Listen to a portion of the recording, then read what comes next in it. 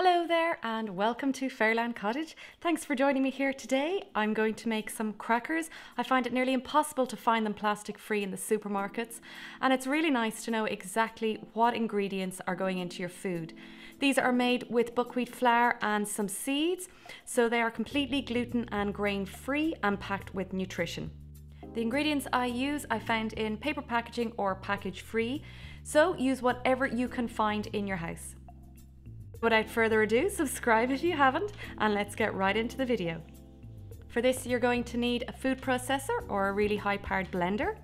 Pop in some buckwheat flour, and whatever seeds you have in the house. I used pumpkin, sunflower, flax seeds, and some poppy seeds,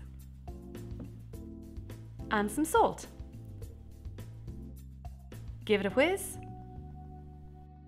Add the wet, some lemon juice, some water, give a little whiz, and then add some melted coconut oil. And finally, whatever seasoning you like, I used some dried rosemary. Transfer it to a bowl and then bring it together with your hands. You see the way it's all crumbly? Just keep adding a little bit of water at a time. Mix it with your hands, add more water if needed. You want a nice consistency where it's nice and kind of damp, but it's not really wet or sticky.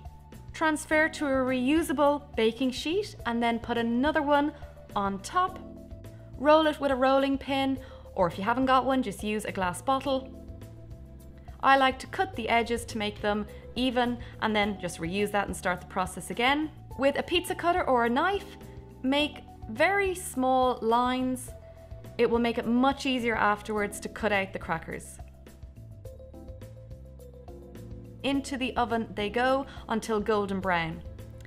Then again with the pizza cutter or knife, just cut along the line and it should make it much easier to break. There is a real fine line in the oven between golden brown and burnt, so you really need to check, keep an eye on them because every oven is different. And this is how thin they're going to come out. And they're lovely and crunchy, and I store them in a jar. They'll last a couple of weeks. Once it's an airtight jar, but they'll probably be gone before then. And it's a really nice snack to have any time of the day. This is some homemade crabapple jelly, some cucumber, tomatoes, some lettuce, whatever you like. Delicious. That is it for this week. So thank you very much for watching, and give it a thumbs up if you enjoyed it, and comment down below and share it with anyone you know, and head over to Instagram and say hi to me over there. And without further ado, thank you very much for watching. Have a wonderful week and I'll see you next time. Bye for now.